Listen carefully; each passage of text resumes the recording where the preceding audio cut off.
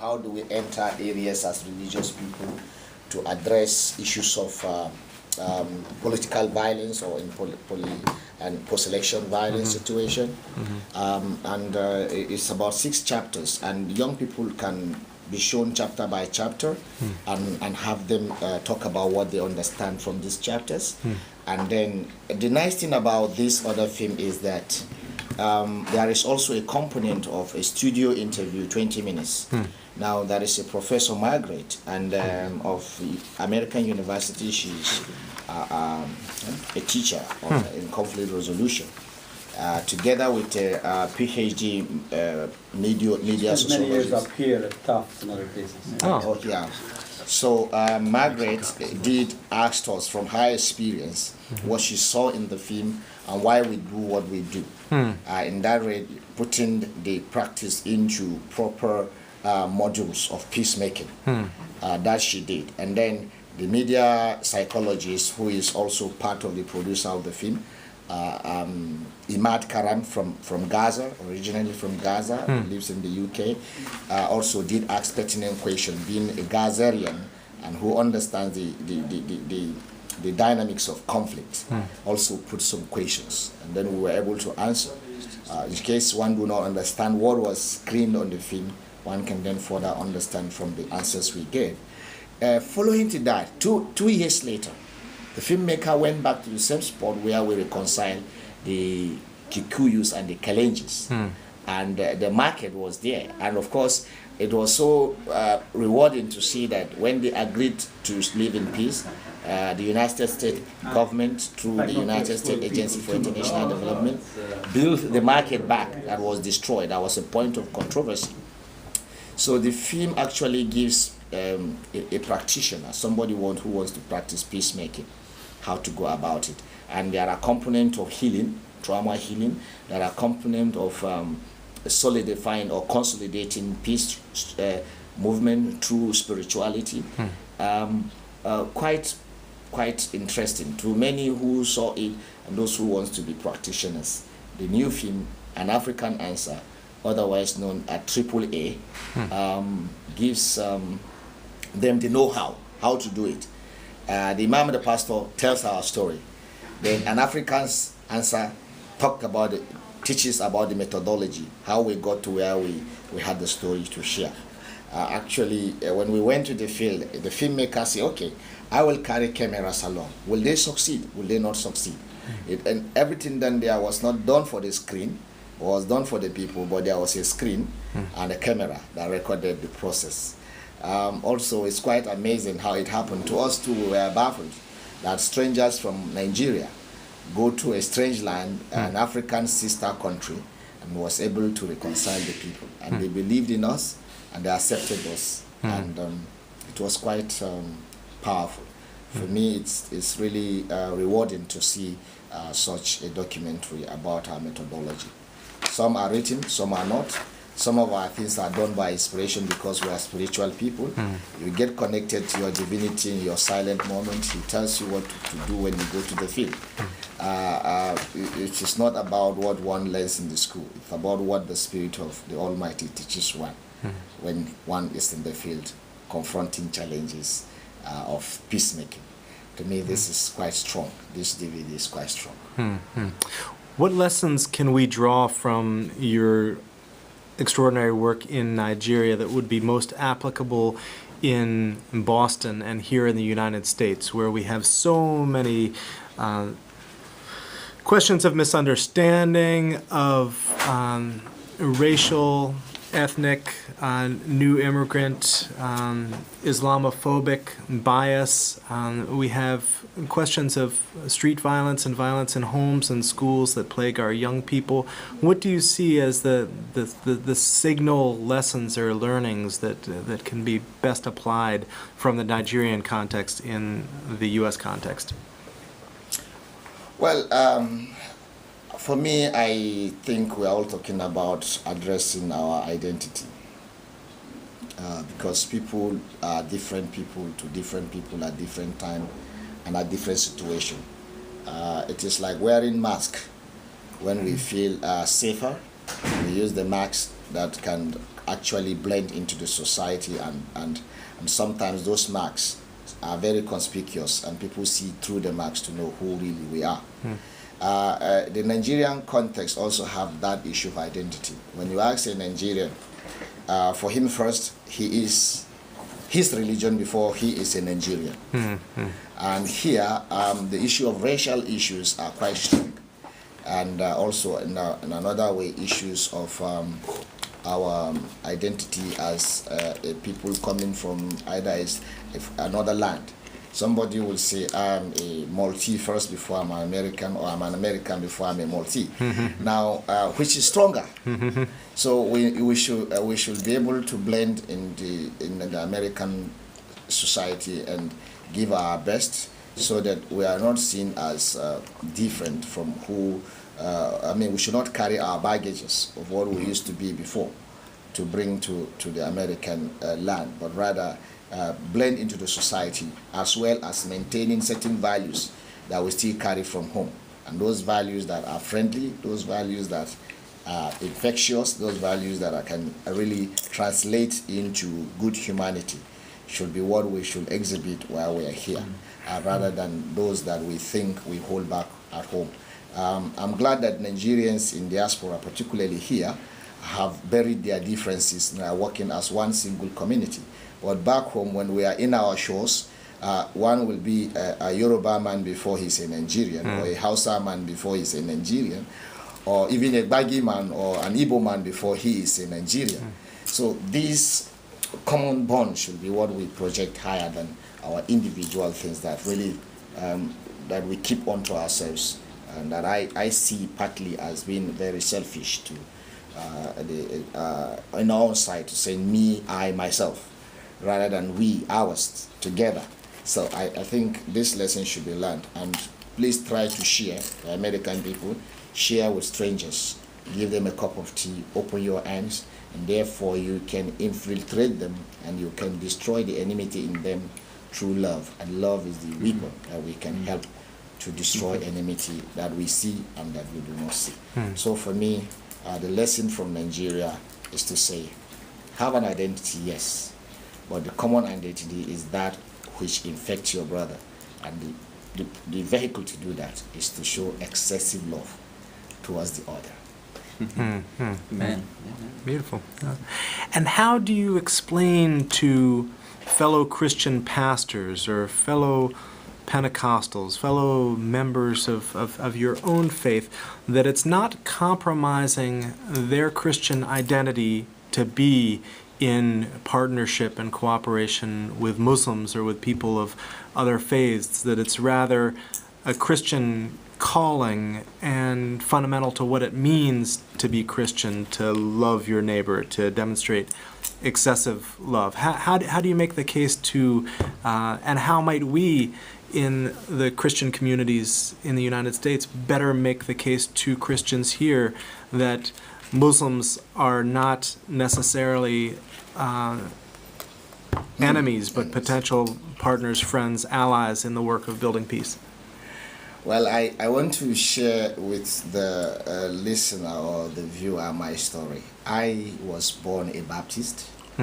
I grew up a Catholic and ordained a Pentecostal. So with the Pentecostal radicalism, or as I see it in my own perspective, that one way only, no other way, I now realize that I was heading towards segregating my personal self from the entire community. And I feel strongly that for my Pentecostal or evangelical brothers and sisters, and even the Catholic brothers and sisters within the global north, particularly America, that the enemy is not an individual, the enemy is an idea. And once we cannot fight an idea with physical arms, we can fight idea with spirituality. Now, how do we do this? Is getting closer, inching towards the perceived enemy. And when you get closer to your enemy, he cannot strike you. But when you are at a distance, the sword would get you. So when you hug an enemy, the swords go over your shoulder. And I think for the Pentecostal, for the Pentecostals, the best way to do is to hug the enemy. And how do you do it?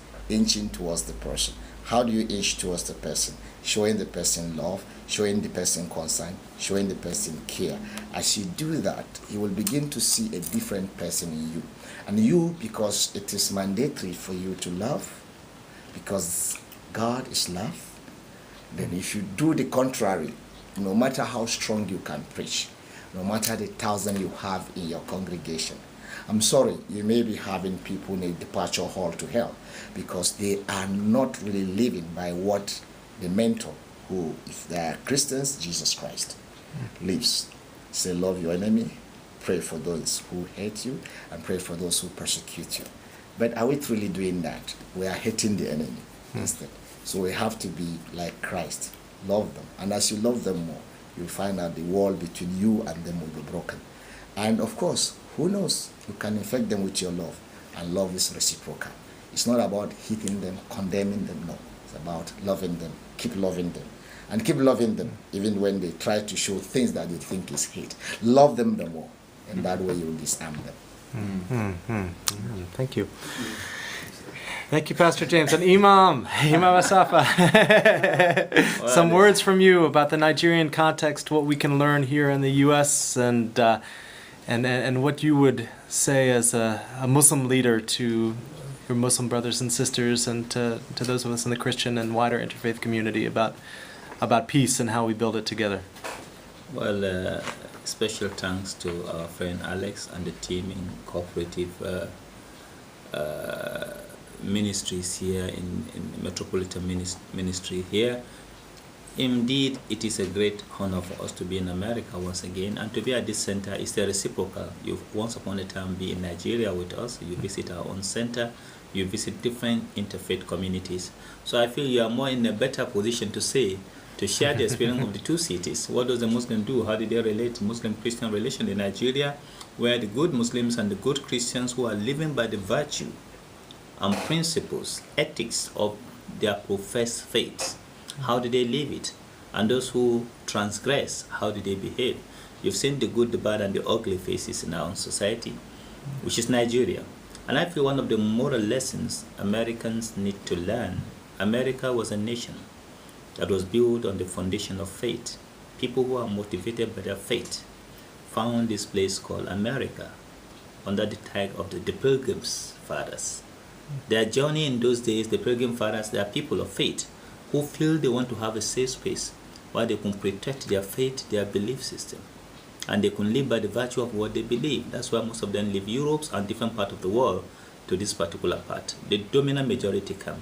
Of course, others come because they want resources and they're looking for a safe space to make more money or make life better for themselves. And that talk about the second migrant, and then the last group of the migrant, of course, who are still the new generations who by legislation, they are able to naturalize themselves as American. However, the power of faith, which today in my own society is the sustaining factor, is deep within our culture and traditions. However, it's been hijacked today, misused and abused to foment and to create so many social disorder in our own society in Nigeria. And that's why you can hear about what is happening either in the name of MEND, Movement for Emancipation of Niger Delta, whether it is in the name of Boko Haram, which is the recent most unfortunate event going on. The Boko Haram is hijacking Islamic religion to commit those atrocities, or people who have done it in the name of ethnic militia in different parts of Nigeria, where ethnicity, the militia in the name of protecting ethnic identity, have been the major factor for the social disorder we have in our society. Whatever the case may be, I strongly believe we have so much to learn from one another. America, you've grown in the last almost 200-300 years, 200 years plus. You've grown to, it's the youngest nations. I believe Nigeria is older than America, if I'm talking about passion. When you look at so many monarchies and kingdoms before the coming of the second Nigeria, the rebirth of Nigeria into a modern state. Of course, we have this long history, somewhat dated to 2,000 years ago, of history of kingdoms and monarchies. However, looking at Nigeria today and the role of faith and traditions and what we are trying to do, I can see that America, yes, you are far ahead, but there are so many things you need to learn. Very often it's good to learn from the foolishness of the other, to learn from the stupidity of the others, than you committing that stupid act yourself. So in Nigeria, we've tried in this modern state, we are learning, we are falling, because in Nigeria, the challenge of meeting the basic needs of food, clothes, shelter, education, health, these are basic necessities that average American, you are not crying about food. Average American, you are not crying about no health, no medical facility to access. It may be expensive, but you don't see it's not there. An average American, you're not crying about your child education. It may be expensive, but the educational facility are there for you to be educated. Here in Africa, in Nigeria especially, the educational facility is so poor, where it is even existing. The health facility is non-existing. Where it's existing is so poor, the facility are not there. So all this you have, and these are the reason, the sustaining factor for us in Nigeria, for people to go to find scapegoat for the failure of the state, failing state, to use religion as a tool to ferment so many troubles which we find ourselves. American, you have no excuse to do that. And from my own worldview, you shouldn't be able to be a mentor, an icon, not an idol. Today, if there's anything I would say, is that we need to learn how do we identify our icon in American society. Not the American idol, but the American icon, with which icons that America has made, most of the icons known to us are people who are motivated by faith, either from the Pilgrim Fathers to Abraham Lincoln, to the Kennedy's family, or even to Martin Luther King, who rekindled it in this present era, in this century we just walked out of it some years back, some few years ago. I believe strongly that the relationship, one of the major challenges the American need to get right, is the relationship with the Muslim Christian and the Jewish relationship. We need to remember that we are all children of Abraham. Abraham by faith, we are all children of Abraham. Any Jew you met is proud of being the seed of Abraham. Every Christian will say, I'm children of Abraham by faith. They are proud of that. And for the Muslim, he has Millati Ibrahim, Anifa, the path of Abraham, the road of Abraham. So every Muslim is proud to be called the children of Abraham by faith. So if you have one seed, if you have one source of our spirituality, one angel was sent to both the children of Sarah and the children of Ishmael. Even the first message, perhaps, which the same angel gave the name Isaac, the same angel gave the name Ishmael to Ishmael. The same angel sent blessings with 12 princes to Isaac, and the same angel sent 12 children or 12 princes of Ishmael. And together we should all remember that when Abraham passed away, even though history has happened, the issue of who is the child of the right, who is the child of the covenant, is a controversy within us. But we all know both the child of the covenant, unquote, and the child outside the covenant, or quote, whatever we believe as Muslim and Christians and the Jew, we know that together, Isaac didn't bury Abraham until he looked for his brother, Ishmael. And together they buried their father in Hebron, the father Abraham. If this is a reality, I strongly believe we have so much to learn from one another. We need to build bridges as children of one family. We are not even cousins. We are brothers and sisters. As Muslim, Christian, and Jew, we are not cousins. We are brothers and sisters. We are more closer than being a cousin to one another. And that's the seed we need to transplant in the world. And God has put America in the privileged positions to bring out those icons. And that's why your interfaith activity here should go to let the world know that if the children of Abraham unite with one voice, the world will be much more a safer place than what it is today. And I strongly believe we started the journey as a model in Nigeria. When we decided, myself, Mohammad Ashafa, and Pastor Dr. James Wuye, to say we want to follow the seed of Abraham. We want the world to know that we are all, even though we may have a different pattern of how we see God, how we perceive Him, how we want to connect to Him, we still believe we still have the same God that we are connecting to. We still have the same framework. We still have the same connectivity to get to Him, whatever the way we want to follow it. Whether the brand of the system we want to use, either you are using Motorola, you are using Nokia, you are using Samsung, or you are using the BB, which is American made, what do you call the BB? The BlackBerry. Whatever model you want to use, all you need is to communicate. And to communicate is to the divine. And I strongly believe in the world of today, we have set a pace as the Imam and the pastor from the continent of Africa, which is the saving ground for both the seed of Christianity and the seed of Islam. The seed of Christianity, Jesus Christ was saved as a child in the African continent, in Egypt. Muhammad was also saved in the continent as a child in the infancy stage of Islam in Africa, in Ethiopia. If these two nations in Africa are the saving grace of what become Christianity and what become Islam today, Africa has a model to give the world. And today we set that record. And I believe our life journey should be a role model for every American. To say, even though we are American, though we are all Africans, we are from a remote part of Africa, but we have a gift that Americans need to study. And in every household, there should be another pastor and imam. In every community, there should be Ashafa and James. This is my message for America. Well, thank you, Pastor James and Imam Ashafa, and congratulations on behalf of Cooperative Metropolitan Ministries and our 100-member congregations, community agencies, and campuses. Congratulations on your being awarded honorary doctorates from University of Massachusetts at Boston tomorrow. And we wish you well with your travels here throughout the United States. We look forward to partnering in the days and years to come and finding ways to build interfaith bridges of peace across the Atlantic and beyond. And blessings in your journeys. Assalamu alaikum. Peace be upon you. Shalom. And inshallah, Jesus. Yeah. Amen. Amen. Thank you, friends.